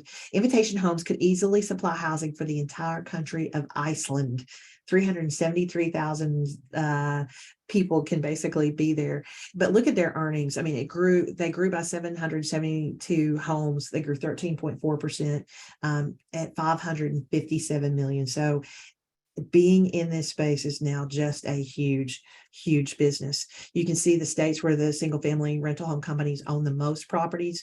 Georgia has been, they started there in Atlanta and have kind of spread out and gone into the suburbs over time. Florida, you all are right behind, have been a big market for institutional investors. And you can see that they have now kind of crept into other states. In Ohio, we didn't expect them to be here. We didn't expect that we would be big enough or have high enough rents for them, but alas, here they are. And so we are actually in kind of this top list. They have their own PR department now, just churning out information to try to combat we have a provider here in Cincinnati that they cannot stay out of the press. And although they may have some interesting practices that have caught up with them and been a challenge for them because they grew too fast, it's not that much worse than anybody else. But the press loves to beat up on them because they are just in a positioned as such that they become a great punching bag. But when you really look at it, all the fear that surrounds them, they're only 0.19% of the residential real estate here in the U.S. There is not one state in the country where they own more than 1% of the housing inventory. There are only 4 states where they own 0.5% of housing, which still is interesting that it's creeping to that percent rental housing. And of the 23 million single family rental homes, single family rental companies, as I said, are still at just 1.16%, although we didn't expect that they would ever get to that point, and they are still buying like crazy. They get blamed a lot and are painted poorly that they are a product of the Great Recession, that they went out there and bought up all the foreclosures. They did buy quite a few, but they have been operating in some ways since 99. They were active buyers, but they only purchased 2% of the homes that came through that drama of the great sell-off after 2008. Here's one of our biggest challenges, though, guys, is development is just not happening. You can see here that most experts see inventory returning to about 1.5 million units in 23 and 24. They think there's going to be a spike. I don't know, because, and the reason I'm not so convinced is here are your permits, and then you've got starts and completions. So you've got your starts here. Obviously, nothing happened during this 2020 time. We get a little bit of fits, and then we've fallen off. And I am concerned that this is not just a blip. I'm concerned that this might continue because your permits have fallen off significantly as well, and your completions, although turning up here, I'm afraid, considering your permits are down that far, that is going to be affected. Here are your homes under construction. Your total starts are 1.45 million. It's down 4%. Single family being down 6.1% of that, then your multifamily as well. Here's your starter home challenge. The number of, I think this is probably one of the most important slides of this whole thing, is the number of new homes constructed below 1,400 square feet. Look where we are from 76, and then we start declining a little bit in the 80s and the 90s, and then during this time, and then look, it is a complete falling off. So where are those people? Because you remember that first time home buyer, their average home that they purchased was around 1,400 square feet. Match it against where we are in terms of construction of that size home. It's a real challenge. Investor activity, the share of home purchases made by investors, you can see, has fallen off as we headed into 22. You can see, versus non-investors here, investor purchases versus non-investors. The share of investor purchases, you can see institutional versus your independents. This independents still far outweigh. We're at 50, in terms of all investor purchases, we're 50% of all investor purchases. Getting into some of, I'm going to say these are our members. Many of these are our members. These not so much. the places that investor purchases have slowed the most. You can see Cincinnati has also made that list, in terms of there's just nothing to buy, and prices have gone up so much that it's tough to do that here. I told you I would give you a little insight into where Aldi makes a big difference. If you're flipping, see if there's an Aldi nearby, because that's where your gross dollars are coming out with flipping. And here's where your average home seller ROI is high, where there's an Aldi in the neighborhood as well. But that brings us to flipping trends. So here are your flipping trends. Single family home and condos flipped, you can see in your red lines, and the flipping rate as a percentage of total sales has spiked at the 2021. The end of 2021 was just insanity in so many different ways. And we're seeing a little bit of the shakeout there, heading here into 2022. Profit, your gross profit, at the end of so you had, in 20, when you had the crazy spike in home purchases, dropped off a little bit. You're seeing it climb up a little bit. I think this is going to be harder and harder as inflation presses in, because of the cost of materials is going to continue to increase, and you're seeing some pressure on the sales prices of those homes. So you can see ROI is high during this period and starts to really fall off, has fallen off significantly here because of the things we just mentioned. Here are the counties with the greatest home flipping gross profits in Q2. You in Florida do make the list again in Monroe County. The average days to a flip lessened a little bit in 21, because you saw some of the inventory that had been inventory in terms of building supplies and things of that sort that were held up during pandemic finally get released. You see inventory back on the shelves. You see all of that being available. So you saw a average days at this huge peak. We get this fall off, and we're heading back up again just a little bit. For those of you that are interested in foreclosures, I did put some of the data in here. Foreclosures have just not been a big thing over this amount of time, and during the time that it was held during pandemic, you could not foreclose. So you saw a real drop here. You are seeing that edge back up again, to the degree that here are your top 10 metros with the greatest number of foreclosures. New Jersey has always been and is always going to be kind of at the top of that list. A lot of legislative reasons for that there. But you can see here, unfortunately, Miami is in that top 10 list, but still you're talking 687. I mean, you're not got a ton of things coming out of that. And then here are your completed foreclosures in terms of REOs. So obviously held during this period, and even into Q3, you're just not seeing that rise significantly in terms of completed REOs yet. Here's your average days to foreclosure, still really high at 885. Come down just a little bit, but not a significant decrease there. You can see in terms of ranking, you're at Florida as a state is at number 7 in the foreclosures. And there's a lot of data that I can give you for that. But let's talk now and bring this thing to a close, because we've been doing this for a while. Where are we? A lot of people are concerned about the bubble, right? They talk about, are we back into a bubble? But 2022 is not 2008. As I said in the beginning, a lot of things happened in 2008. There were loose credit standard. There was extreme and extensive subprime lending. There was an abundant supply out there. So there was a lot to buy, and unemployment was going through the roof. And so you had a lot of people that were faking employment. There's a lot of fraud going on. But in 2022, we've got a lot tighter credit standards. We've not got a whole lot of subprime lending going on.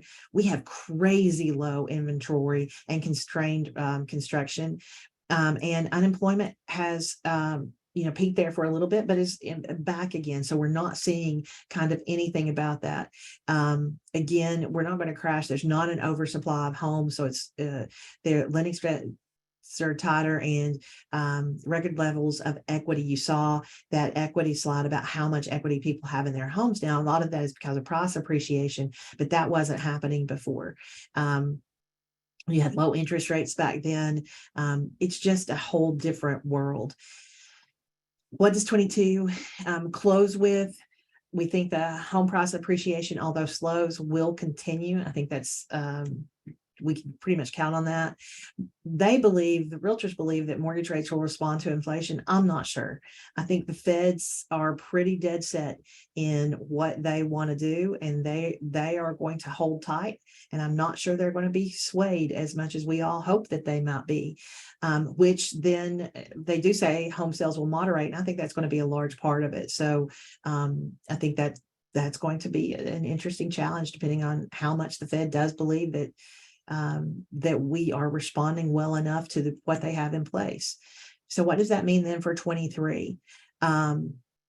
It's close to half of the U.S. sees us heading to a recession next year.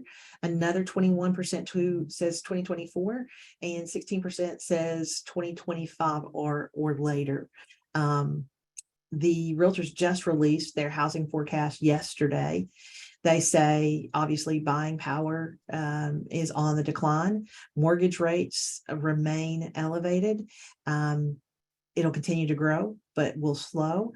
And inventory will still lag 2019 pre-pandemic level, but will be up from 2022, which may give buyers more homes to choose from. But again, I'm just really, really worried about supply. I think that's my biggest concern in all of this. So, Woo. you take a breath. Good Lord. So first of all, I want to thank everyone kind of hanging on. As you can imagine, the amount of information the amount of, first of all, I want to thank you for the hard work and even getting all that data. I probably ruined your Thanksgiving. I know you're probably working on this, and when you've got an email from me saying, hey, do you mind doing this? So like, that's an understatement of, and Rebecca talks about the National REIA cruise. Hopefully that'll come up pretty soon again. But this is what we learn on the cruise too. So it's to really get a bird's eye view of today, what's going on. The funny part, we're talking about institutional buying, right? The big hedge funds, they're coming to my area, they're buying everything. You saw the numbers. It's less than 1% in any state. There's some highlights that I saw that I noticed, of course, because I'm only worried about my market, right? So we still have a housing shortage that's pretty massive down here. We didn't even add in, there's a couple of things that's really important about this is, we're talking about interest rates going up, right? So if your strategy is the same thing all the time, right? There's a lot of creative financing that you could go out there, subject to, that we've talked to in the past, to take advantage of the people that refinance, from what I heard, and I might be wrong. So my numbers are totally unverified. So I'm not going to be like Rebecca, meaning I know a lot of people, most people refinanced in the last 2 years, either between equity or interest rate. And now there's a way out there, if you're using creative financing, to do that, right? The other thing is, we've done a lot of webinars in our market that, guess what? People still love Florida. You add in that component of short-term rentals, it changes your numbers all the way through. So I think it's, it's great to get a macro look at what's happening if you guys are investing in different markets. Like, I had no idea that Ohio was, doing that. Like, yeah, who knew? It's too cold, it's too yucky, all that stuff. And I'm not picking on the Midwest people. It's just too cold for me, on that portion. But like, you could, and we always talk about it. Like, what we've always found in general, cash flow is always better in the Midwest versus the coast, whether it's, the West Coast of, California or our East Coast. But generally what we've seen is appreciation is better on our side on that point. And, here in South Florida, even though you showed some of those rental numbers, I could tell you it's like 20-30% at some of the locations of what we're getting as a landlord. Well, and that's why you've got, in some of your cities, you've got rent control being pushed, because it has just exploded. I mean, I know Tampa, I have friends that are at the apartment association there, and it's incredible what they're seeing on the multifamily side, for sure, which is driving, of course, that legislative action. And that's where I think we have to be really careful with all of this. Is yay for us, right? We're seeing some really good rental increases. but there is pushback when you rise as much and as fast as we have, and it does cause some kind of challenges. Yep, absolutely. And I wish there was some rent control where I live. Let me tell you, downtown Fort Lauderdale, they're like, yeah, what about this? What about that? I mean, it is pretty crazy. What we've seen in our market has just been, obviously, we've been luckily during the pandemic been open, I would say pretty much 80 or 90% of the time. So, I'm thinking about like the pandemic, obviously, I'm not going to say it's over, whatever, without getting, too politically end of it. I would say it was only about 3 or 4 months that I felt like it was closed. Like we were open, eating at restaurants. Maybe it was a little bit different. And we were seeing the economy move pretty quick versus, I don't know how it was in your area. Well, let's talk about another country and kind of give some perspective without getting into our own politics. But Australia has seen, heading into Queensland and some of the areas that were less locked down, they are having housing shortages that are absolutely incredible, because in the areas that were more locked down, nobody wants to be there again, because over there, even more than here, it was on a dime, and they kept locking it down and kept locking it down. It was, we're in, we're out, we're in, we're out. And people are flooding. I mean, flooding from the areas where they were having that happen to the areas that were less restrictive. And you're talking about a housing crisis. It is creating homelessness for quote unquote, working fairly highly paid individuals, because the shortage is becoming incredible, because people are paying so much just to get into that area. And so if you kind of compare that to here, I think that's a human nature thing. I don't think it's just an us thing. Yeah, absolutely. And like we talked about it on the cruise a little bit too. It's like, it's going to be investors like us, right? Or you guys on the webinar at home that are going to really provide that housing. Meaning if the houses, we have a lot of, especially down here in South Florida, and we buy a lot of distressed houses, code violation, all that other mess, right? That's not financeable. So if, whether it's, seller financing, maybe it's lease options or something of that nature, there's a ton of opportunity when you may or may not think it's bleak. What the other thing I noticed on one of your slides out of your hundreds, it's like I'm going through my memory bank of like what Zillow was saying versus, when you put the two together, right? So it depends on who you're talking to, right? Again, I'm a licensed real estate agent, mortgage guy. You talk to a realtor, it's one comment, right? Rah, rah, rah, on that. Well, just got to keep in mind, and I probably should have prefaced with this, anytime you're looking at the realtors, remember, they were saying buy, buy, buy heading into the beginning of 2008. Like, that's what they do. That's what their economists are going to try to, as I said, you can make numbers look at different ways. So when you're looking at anything that's coming from them, you got to keep in mind kind of their perspective. But and the national REIA side, we say buy as well, but we also say look at your terms, look at where it is, look at how the deal is structured.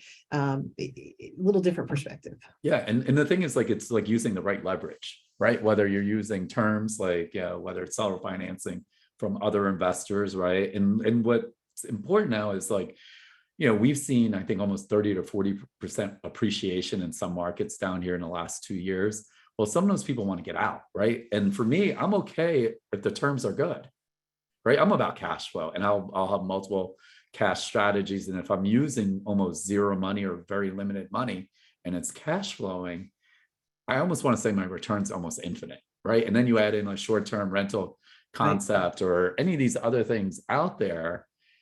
I mean, you could really crush it, right? Like, you don't want to, like, I hate to say it is, follow the sheep. I forgot how that saying goes. Like, I don't know, like, where everyone just, okay, I'm going to do what everyone else does. And so this is where, when you start picking up your game on that portion. So it depends who you talk to. And I know you talk to way more investors and obviously REIA owners. If you talk to an investor that's actually doing something, I hate to say it, we're kind of pumped on that end of it. I read a quote today, actually, of all things, and about, Grant Cardone said something in Yahoo today saying, which I'm not gonna go into what Grant Cardone in general as a person, but what his comment was, that he thought that, it's going to be a great time for investors in general. Since 2000, there's a lot of opportunity out there if you're in the right place at the right time and learning those skills in general versus using traditional methods out there. And you're still seeing institutional buyers buying, right? I sell to them all the time. We kind of joke about it is that I call them a cruise ship, right? I'm on my little jet ski going faster and making turns faster, and I'm going to just spoon feed them, meaning they're not going to do the stuff that I'm going to do. And it's going to, and that gap, there's a ton of opportunity out there as these other institutional spots that you're seeing. I mean, are you seeing that in your, like from the REIAs in general or in your market, or what do you think? Absolutely. And the last, the funny thing, Anish, right before we headed into kind of the craziness of the last few years, we were at an event where it was a lot of institutional buyers.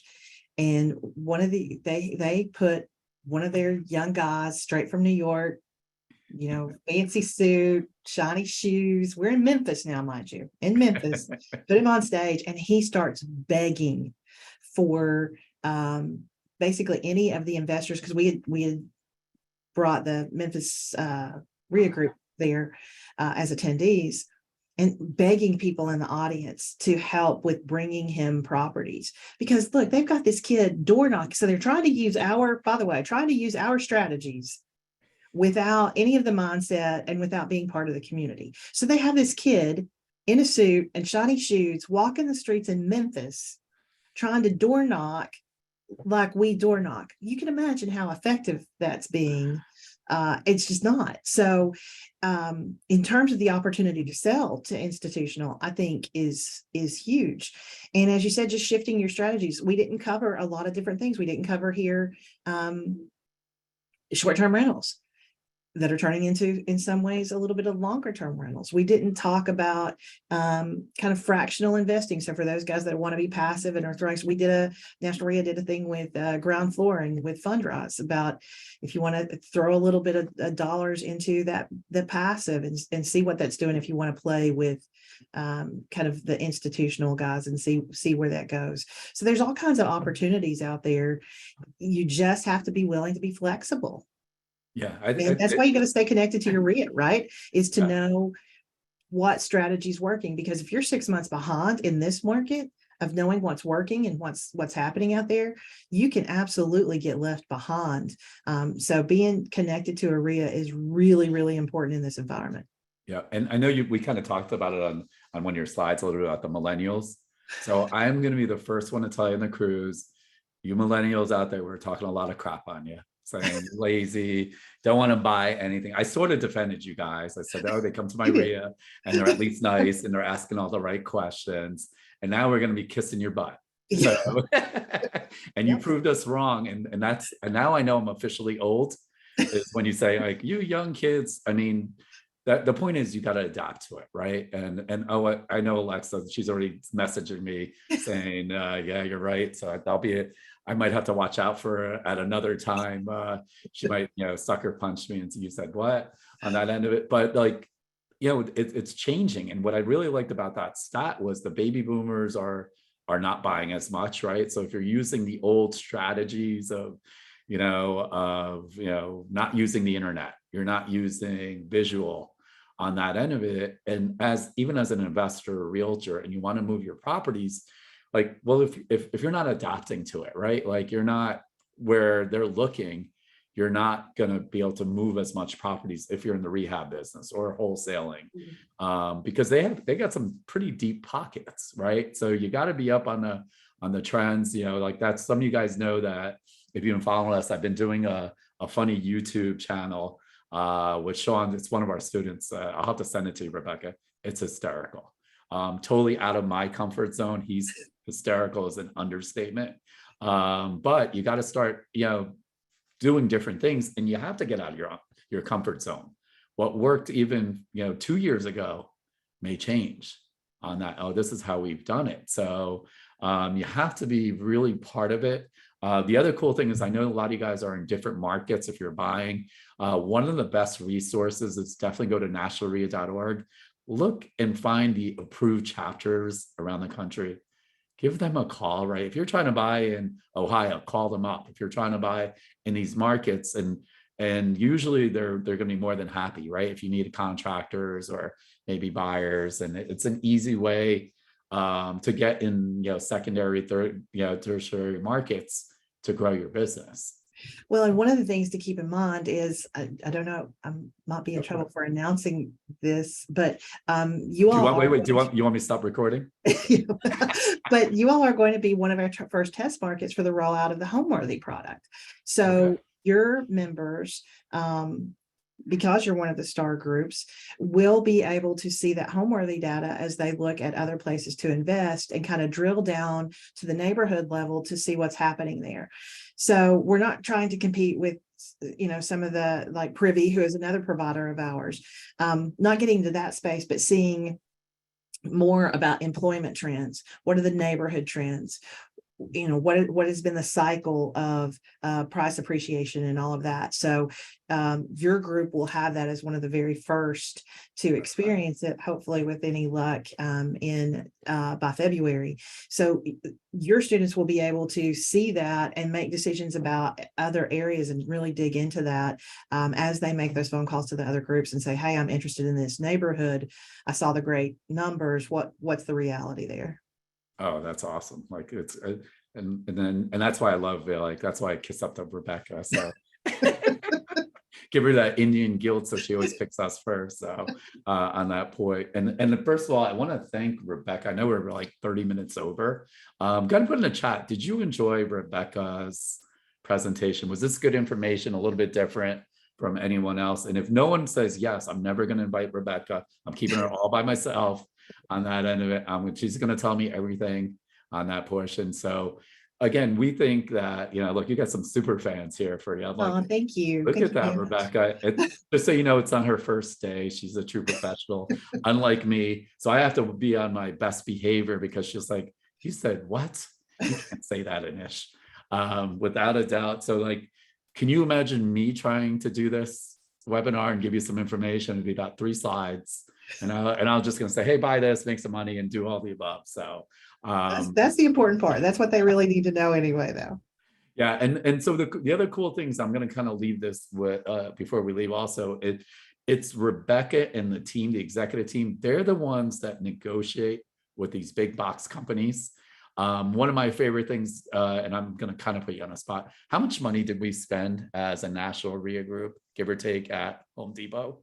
Don't have 2022 numbers obviously yet, but we were somewhere around 1.73 billion in coming out of 21. Yeah, so if you didn't hear that and your computer skipped for a second, it was a B with a billion, right? So this is how becoming a member of our organization or other national REIA organizations, we're the strongest buying community, right? Like, and I'll kind of like, when you talk to, we always think of institutional buyers and all that stuff. So what is, like, Home Depot says we're probably one of their biggest clients. We are the biggest. And even though they do have an entire segment that caters to the institutional investor, we are significantly larger than them in terms of customer base. Yeah. So, and the reason I'm saying that is it's about community. So wherever you are in your market, you think it's only me, it's this. This is the collective group and the power. And like, what you guys don't know if you haven't been following any of it, we have a full legislation team. So like, they're working behind the scene with your favorite congressmen and senators to push legislation for investors. So we do have a voice on that portion. So like, I think it's important, National REIA, if you guys are not signed up, is there a way, I know our members get that if they go to nationalrea.org. If they go to nationalrea.com, they can sign in. You all have a code that you give them, so it does not charge them. It's a coupon code that basically shows that they are a member and they can get into that for free. And if you don't mind, I want to make a really quick plug. By the way, Charles stuck his head in the door and said, "You need me?" And I'm like, "I'm way out. You get to do this later." But like for him and for Brad, they do an amazing job at getting information out. We do a quarterly newspaper. And by the way, Anish and I were talking before and Alexa before the we got started, and you all have been highlighted. Your members have been highlighted more than any other group in that quarterly newspaper in terms of spotlight for success. So that should say a lot about the group.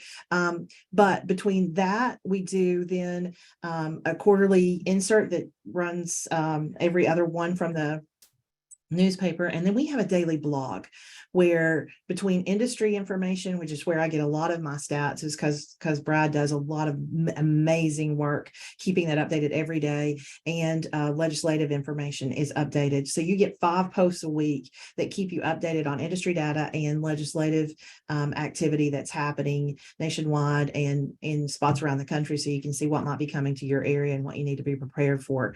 So it's realestateinvestingtoday.com is the blog site. You can also get to that from just going to the National REIA website and hopping off from there. But yeah, please feel free. We'd love to have you take advantage of that information. That's why we do it. Yeah, and I'm going to put you on a spot on this last thing. Is like, so when are we going to do a National REIA cruise again? We've been getting everyone pumped up, and they're like, "What? No, not this." I know what happened. Don't know that we're going to do a cruise next. We're trying to do an all-inclusive land base, and we may try to pull that off first quarter, which is a mad scramble to do it. Here's our challenge. Cost difference between land-based and cruise-based is significantly higher. So trying to make that available at a price point that everybody can enjoy is a little more difficult, but that was the push. Yeah. So I mean, there's still a little bit of fear out there about getting on a cruise ship for some people. So I'm trying to do that intermediate step. So Lori's working her tail off. So send her some love, trying to find a spot for us to make this happen. I always love our relationship, just so you know, because I have no problem put you on the spot. Thanks. I grill around, so she's like, I might get an email later saying, I'm going to put you in timeout again. No, yes. But and so this just gives you a good idea of like the executive team for National REIA. And if you actually do on a cruise or one of these events, you're going to meet, people like Rebecca and the executive team and what they do for us as real estate investors. And again, kudos, Rebecca, as you could imagine, to put all that information together was I'm overwhelmed. And also, by the way, to speak that fast and to go through that, the next time we have an auction, I know who I'm going to call, for 100% too. So any last final words? Alexa, you got do we have an announcement or anything? Or I want to thank Rebecca one more time and thank you guys all for staying on so late. Like I'm not even complaining one bit, because I learned so much today, Rebecca, as a millennial. Yes, I will admit it. I learned a lot today. So thank you so much. Just want to remind everyone that we have a lot of students in here. So mentor students, we have a support class on Saturday. Everyone else, I am so excited to see you on Tuesday with the Realty Medics. They should be coming to our in-person networking event in January. So it's just good to meet them before you meet them again in person. So that's it for me, guys. And also in our, obviously the replay will be up in 48 hours on our YouTube channel. Make sure Alexa's going to send you, make sure you give us a 5-star Google review for Rebecca, not me. At least one thing that you learned. If we don't get enough 5-star Google reviews, I saw a lot of love in the chat for her. I'm not going to invite her back. So if you don't put that in there, this is, browbeating and bullying at its best. I'm kidding on that end. And Rebecca, final last words that you want to? I just want to say how much I appreciate you, the team, Alexa, and your members. I mean, that's why we're here. That's why we do what we do. Most of my staff has been around forever because we love it. We really are passionate about the industry. Being able to provide housing in our communities is a privilege. And I think a lot of us just have such a passion for it. And so it's important to us to be able to support. So I appreciate your inviting me here to be able to do that and connect with those out in the team in Florida. So thank you so very much. Yeah, I think what I'm going to do in January, I'll talk to you about this. I think I'm just going to do a pat, we're just going to chat, me, you, if you want to get Charles involved. Yeah, Charles would love to do it. Yeah, we'll pick a little team and shoot I'm not going to say the word and see what our thoughts are, right? on that end of it. And also the millennials on this thing, do not send me some hate email saying I'm picking on millennials. Now, we are sending you all lots of love right now, lots and lots of love. And if you know me well enough, I pick on everybody. So you're not that special is what I tell everyone too. So thank you, Rebecca, for everything. Happy holidays to you and your family. And happy New Year. And we look forward to you. And the rest of you guys, we'll see you on our webinars. Make sure you check us out and let me know if you guys have any other topics. And I will make sure I get the right people involved to do another webinar. So yay. Have a great day, everybody. Thank Bye, you. everyone. See you next time. Bye, yeah.